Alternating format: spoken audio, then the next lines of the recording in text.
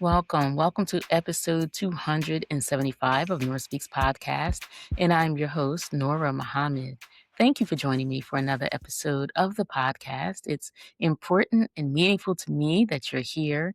I value the audience, the listeners, the people who listen on the streaming apps, or people who are subscribing on YouTube. But before I begin this episode, I want to acknowledge our fathers. Happy Father's Day to our fathers, father figures, and the men who are making a contribution and a meaningful difference in their families and in our communities. You are so valued and you are so appreciated. And just like mother could never be replaced, certainly father could never be replaced. And the role that you play, the role that you have is yours to operate in, and there is nothing that can fill the shoes of a father and what it means for a young person or a young adult or adults having fathers and being able to get the insights, the guidance, the encouragement, and the protection of our dads. So happy Father's Day to our fathers.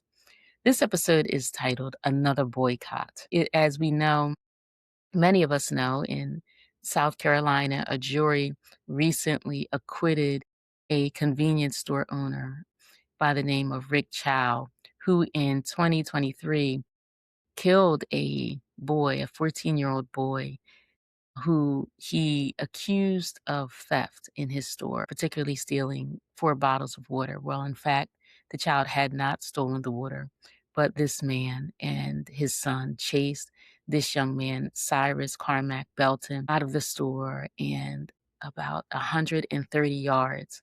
And if you know what 130 yards is, imagine a football field and then add 30 yards to that. And this father and son chased this child and shot him. The father shot Cyrus in the back and claimed that he shot this child because the child had a gun and turned the gun on his son. It's tragic and unfortunate that this child is no longer with us and wasn't there to witness those circumstances or read the trial transcript. But what I can surmise is chasing someone 130 yards is quite a distance.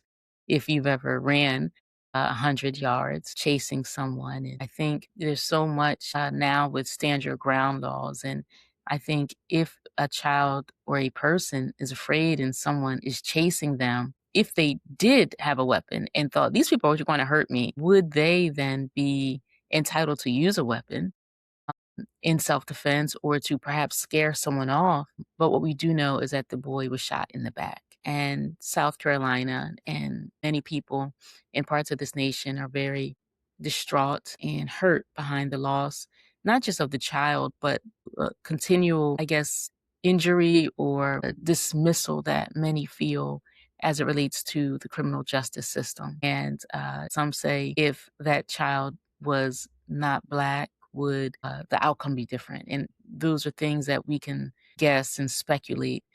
However, what we do know is that this child is no longer with us. And so, following this jury verdict, there were vandalism, what was reported at this particular store and other businesses that this person operates. He's free to go home and resume his business.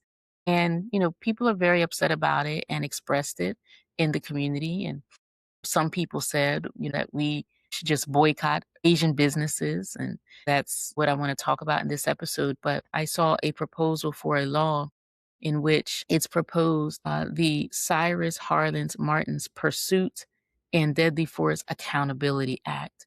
And this proposed legislation would create a criminal penalty for a non-law enforcement person who pursues someone and causes their death in that pursuit and then claim self-defense. So this is legislation that we hope gets passed. One of the things that we've heard about is whether it's a law enforcement officer who took the life of someone, or in this case, a store owner, the victim doesn't have the ability to tell their side of the story. And some people heard about this and think about Trayvon Martin and his killer, who after he pursued Trayvon Martin, who was armed. He was armed. George Zimmerman was armed when he pursued Trayvon Martin, a child that was walking from the store with snacks. And he said, George Zimmerman said that Trayvon looked suspicious, called the authorities, called 911, was told not to pursue this person, this child. And he did.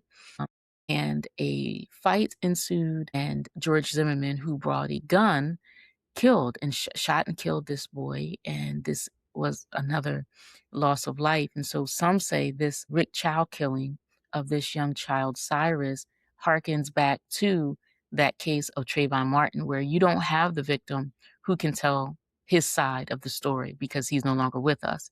And so the only story that you get is the story of the perpetrator, the one who took the life. And so this bill, we hope it is passed so that people who are not law enforcement can't just kill someone and then tell a story and just walk away free. And so it's really sad. And I know we get so tired and frustrated with these incidents. And there was the boycott that is being proposed, but I would like to think I don't really know what was happening on the ground in this part of South Carolina, but I would like to think that after Cyrus was killed, that none of us supported this business and to continue enriching the family who took one of our family members. And just thinking about these boycotts. And there was a TikToker who came on, a gentleman of an Asian descent, who came on and said, "Oh, you want to boycott Asian businesses?" And he said, "Please do." He said, "Please, get rid of the Chinese takeout. Get rid of the dry cleaners, the electronics, the cars." He said the microphone that we use to rap about awareness of Black culture. And he said, "We are not living in your neighborhoods." He said, "We live in white neighborhoods." He said, "We live in our own communities. We have Chinatown." He said, "We have Koreatown." He said, "Do you really think that we need you to benefit and make money?" And then he said that talking about Black people, he said, "We are being outworked by immigrants who barely speak English." And then he said, "Aren't you embarrassed?" And so I want to address the idea of another boycott and the language that this TikToker used in his response or his tirade or whatever we want to describe it out. Just understanding what a boycott is. A boycott is an abstaining from an economic engagement to coerce some sort of change by creating a financial hardship. So if we withdraw our economic dollars from a certain entity, then the pain of our economic withdrawal can then compel this company, this business owner, to create or to lead give way rather to the change that we want to see, so that with that change we will return with our dollars. And boycotts are reactionary. I don't necessarily agree with boycotts, and this is something that has been talked about on the podcast before, about how we respond to some injustice. And we recently had the Target boycott. Some of us are still boycotting Target. And there's an Amazon boycott going on, I believe. I think there might be a Walmart boycott. Boycotts are reactions. And the notion that we're withholding our dollars because we don't like either the political affiliation or inclination of the political support that entities give certain political parties. Perhaps we don't like, in the case of Target, the DEI rollback, so we're boycotting because we don't like that. The economic withdrawal that we do, it's term limited, right? So at some point, and for some duration, it's going to end, and then we're going to resume our economic support, our spending at these companies or at these stores, this convenience store, for example. But I believe that we should be proactive instead of reactive. We should be producing instead of just consuming. And the reason why the TikToker could say what he said in that video, because much of it is true. We produce little to nothing to address the needs that our community, our families have. We don't have farms on large scale to feed our communities. We don't have our own supermarkets to bring the produce, the meat, the fish, the eggs. We don't have supermarkets where our people can go and purchase bread, purchase toilet paper. I mean, there are some online outlets, but I mean on a large scale.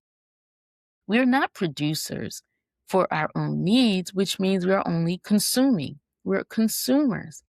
So that's a challenge to us that we have to be real about. And, as insulting as the TikToker was or intended to be, we have to examine ourselves in the mirror and identify what is truth. Is it true that much of what we had nothing to do with the creation of it? Well, perhaps, maybe I'll take a step back. I do know that the brain trust, right, our intellect has been used in the development in technological advances. However, we don't own the advancements. We don't own the technology. We go to school, we go to colleges, we uh, are educated, and then we go and work for a company that you know uses that intelligence for themselves. And if we have it to give to others, then that means we have it to give to ourselves. And that's one of the things that I've echoed on the podcast, is that we have to really think about how we can supply the necessities for our communities, how we can use our intellect, use our knowledge, use the resources at our disposal and enrich ourselves and not just enrich others. Now, just going back to the TikToker for a moment, because I have to address this falsehood where he said that they don't have to be in our community and they don't need us to benefit. Now, that's just flat out false.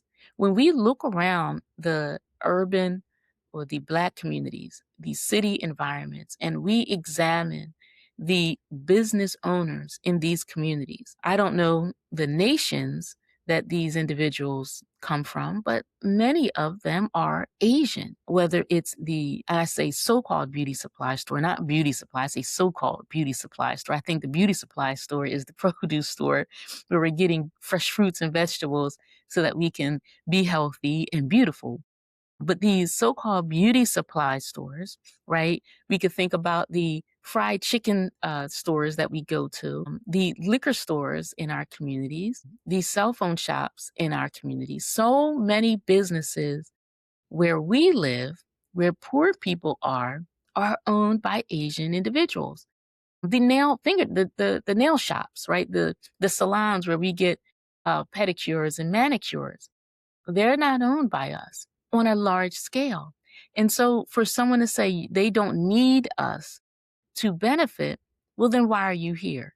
The false notion that we have of ourselves that we can't get together and do anything. Oh, we get together and we make sure that these breakfast places, that these in Camden donut shops, so-called beauty supply stores, the places selling fried chicken or quote Chinese food, and I don't know what they're selling us because I've never seen chicken look like the chicken that comes out of some of these Chinese restaurants in Black communities. They are profiting from us. So we have the economic power. In fact, the economic base of the Black community throughout North America exceeds the economy of nations. So yes, we do have the money. We are just not uniting our resources, our talents, and our know-how so that we can consume our own products. We are in the posture and position of consuming the goods and services of others. So yes, you are in our communities, you are enriching yourselves, you're building fine homes for yourself and your family in what you say are white communities or Korea town or Chinatown, and you're sending your children to college to go off and have a bright future. Now, for me, Chinatown, Koreatown, I have no problem with that. In fact, what I see is the model that the Honorable Elijah Muhammad told Black folks to take is to build your own communities and serve your own needs. And we see that others are doing it, but we are slow to do it ourselves. So, one, I want to dispel that falsehood that they're not coming to our communities to use the economics that we have, or the funds, the money that we have to enrich themselves. In fact, they do. And if they can do it, we can do it. Then I also want to say, when he says that, we're being outworked by immigrants that barely speak English, I want to remind us and others that Black people in America have had a very unique experience. And, you could say, oh, here you go with that slavery talk, or, that was so long ago. When you have people who are whole, they're intact, they understand that they have to be self-sufficient. They understand and they come with the posture of being independent. That is not the experience that the so-called African American has had in this nation. The sovereign idea that we have to develop and meet our own needs, all of that was eradicated. And we are a people that remain broken from an experience of not just the slavery experience that was a brutal time for us that didn't just break our bodies, but it broke our minds.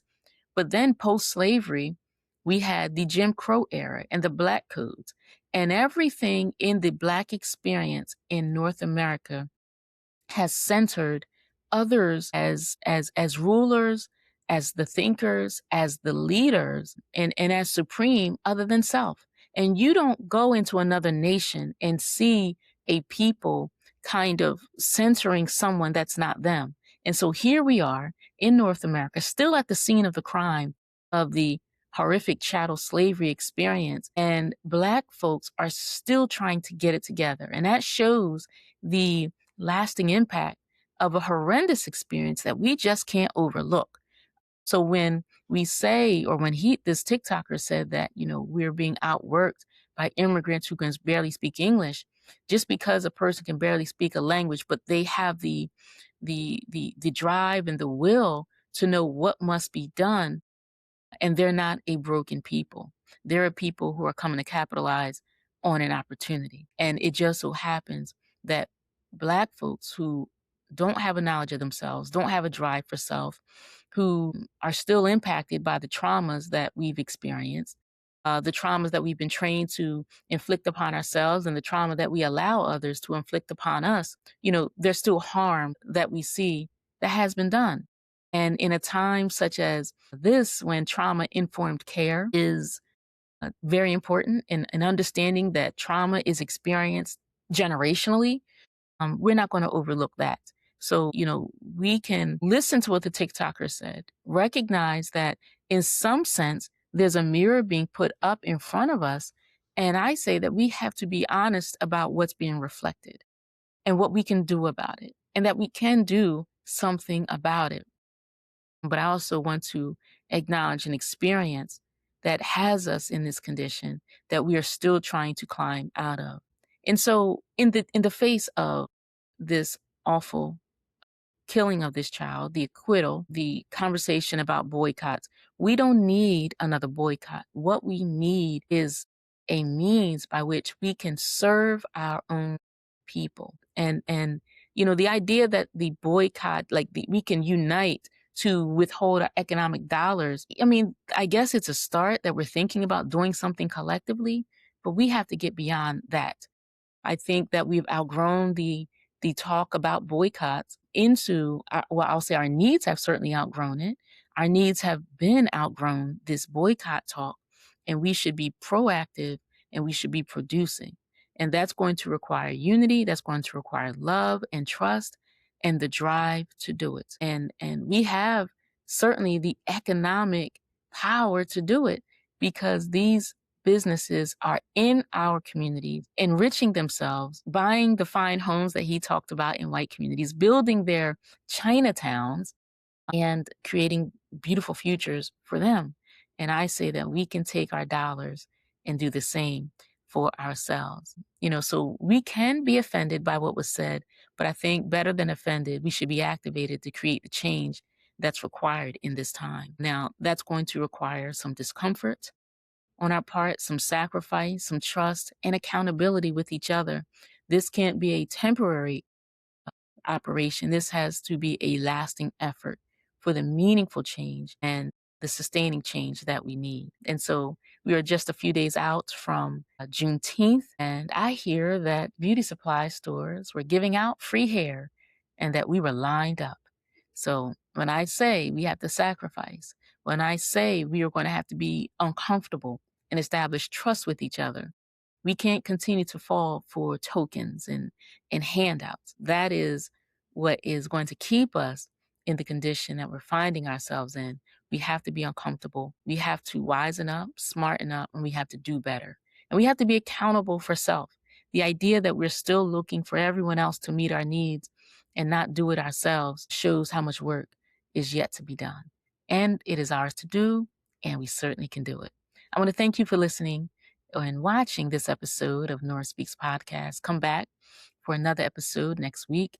Make sure you subscribe on YouTube or whatever streaming platform you're listening. Subscribe so that you can be notified and updated when another episode is dropping. We just are past Juneteenth. Happy Juneteenth.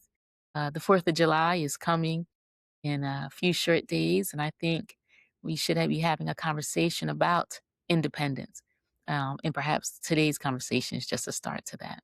Thank you again for joining me. Until next time, stay in peace. We were brought here as a piece of property. And to keep that piece of property, it is to not allow the property to know the value of the property. What I mean by that, if you had known the history of yourself, you would not have been made a slave.